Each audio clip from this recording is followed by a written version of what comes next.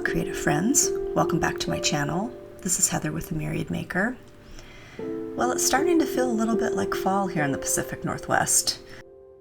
We're still getting some beautiful sunny days, but there's starting to be a crispness in the air in the morning, and it's getting dark a little earlier at night. It's just starting to feel a little bit like fall. So it's good timing for me to work on this project. It's another one that's been in my alterations pile for a while. If you've been watching my channel recently, you know that I've been going through my wardrobe and adjusting, altering a lot of my sleeves.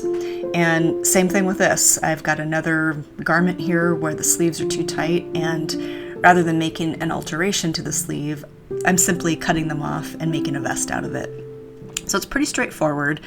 I've marked the garment with a couple of pins at the top of the shoulder and at the underarm seam so that I could estimate where I wanted the armhole to sit.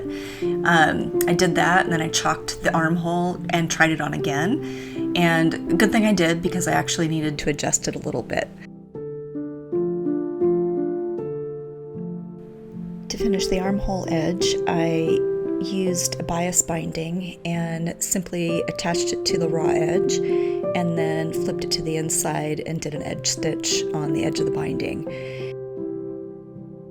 Overall, I'm happy with how this alteration worked out. I think it'll allow me to get a little bit more mileage out of this garment.